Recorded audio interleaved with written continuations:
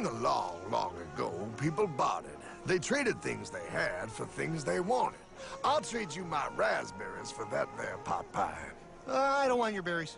Come on, pal, sweet berries. They're not sweet. They're old, and I don't like berries. Give me that pot pie! No. As you can see, this bartering situation created some problems.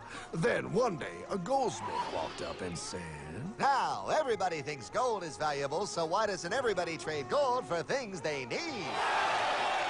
The price was set for gold, and now it was very easy to conduct commerce because people could trade gold for all the things they needed. Hartman!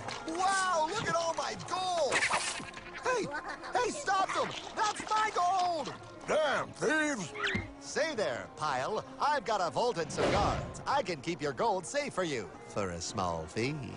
Yeah, sure, that'd be awesome. You see, Pile, this is how the first bank made money. There you go, Pile. I owe you 100 gold coins. Okay, great. Come back anytime and redeem your gold when you want it. It'll be right here, in my vault. Now you're holding the very first paper money, Pile. Wow, this is great. It all makes sense. Oh, that's right. It was good, and everybody started using IOUs because everybody knew the IOU was as good as gold. Wow, this candy is really a good price. 1 IOU. I'm getting some more for later. Hey, wait a minute. It was just 1 IOU. 10 IOUs for chocolate? You can't just raise prices like that. Oh, the Candyman can.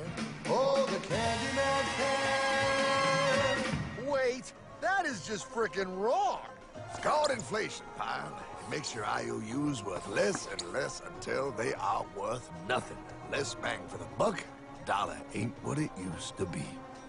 But I worked hard and I baked all those pot pies. Now I have to work harder to make less? That's not fair. Oh, if you think that's not fair, you're gonna love the next part. What's he doing? How do banks make money, Pile? By making more loans? Oh, that's right. He's good. See, he prints more IOUs without any more gold, loans them out for interest, makes a pretty penny, and nobody is the wiser. Unless everybody wanted their gold back at the same time. No. That's my gold. Not anymore. What are you talking about? I'd like to redeem my IOUs, please. Thank you very much. Hey! I want my gold back now! Thief! Gotta love the bank run, bringing people together. See, they all found out he was stealing, made a run on the bank, and demanded their gold. But as you can see, there ain't no gold to get. Hartman! Don't worry, Pile. Back in these times, vengeance will be yours. 3 things in this world you don't do. Never mess with another man's woman. Never mess with another man's ego. And most importantly, you never mess with another man's money. Else, a man will mess with you. My God! You hung him? Yes, Pile. Oh, we hung him. We hung him high. And do you know why? Well, because he was a thief? Because, Pile, an evil invention was born. Man discovered how to turn worthless paper into gold. Thus was invented the ultimate machine to steal real money and enslave all the nations on Earth. It's alive! Oh, now come on. You're just being dramatic. I mean, I lost my house, but... What is that? Explain. A nuclear power plant? Mm-hmm. Produces lots of electricity and little pollution. An invention for the good of humanity. Okay, but what's this have to do with... 3, 2... Holy! Atomic energy. A discovery more powerful than anything man had yet conceived. It can be used for good or evil. Now, unlike Einstein, the goldsmith's discovery has been kept a closely guarded secret. It was never intended for you to see. This discovery is called fractional reserve banking. In the wrong hands, it's more powerful than the nuclear bomb in its ability to completely and utterly destroy a nation who is subjected to its perversion. No, no, no, no, no, no. It is time we stop this evil secret and the men behind it. You're being ridiculous. Before America is destroyed forever. Believe it, Pop. No, no, no, no, no. I just want my dog back. Damn it. That's it. I give up. Let them live in chains. No, Hardman. The tree of liberty must be refreshed from time to time with the blood of patriots and tyrants. Thomas Jefferson? Mr. President, how do I get him to understand? As we did, son, remain vigilant. Too many have hidden the truth, and the light of our liberty dims with every passing day. Quickly, take my horse. Show him. Wait, show me what? Where are we going? Stallion of Liberty! Right on the hoary wind! Oh, where are we?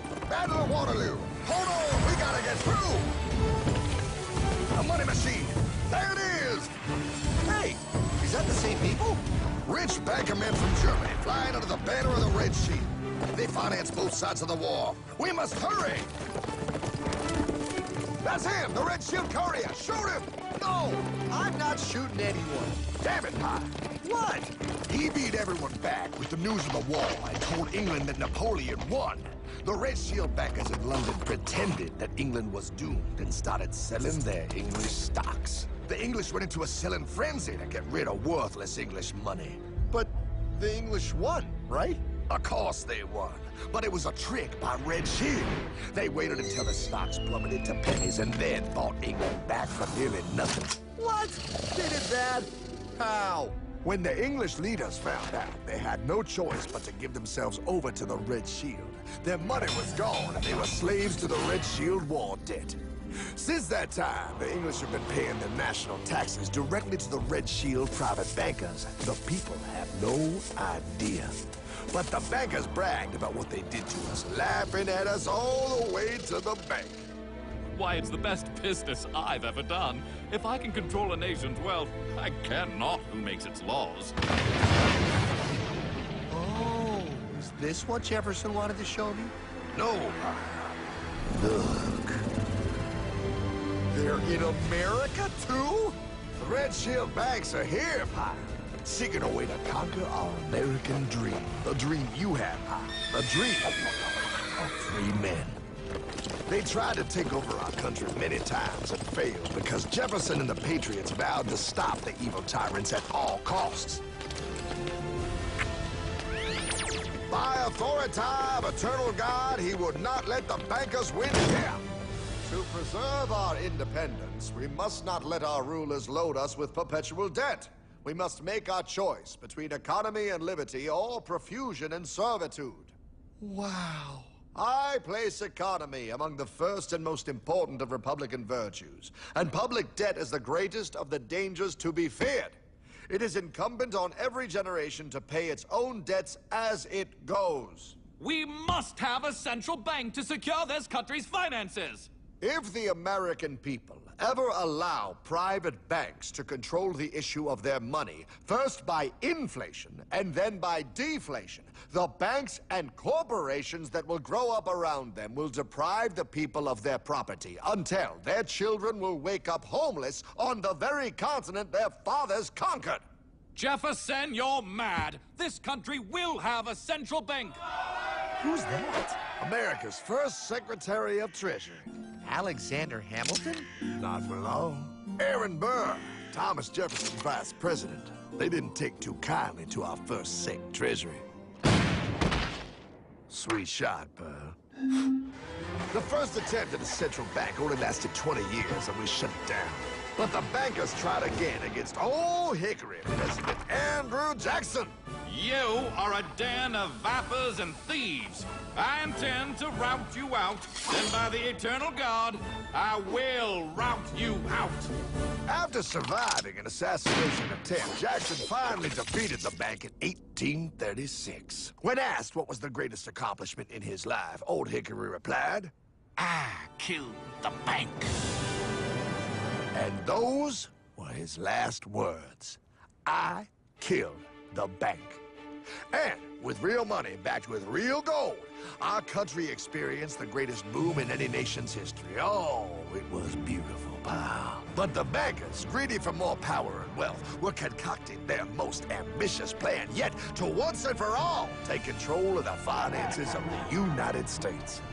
In 1910, a secret meeting was held at the J.P. Morgan estate on Jekyll Island off the coast of Georgia. This meeting was so secretive, so concealed from government and public knowledge that the 10 attendees used code names.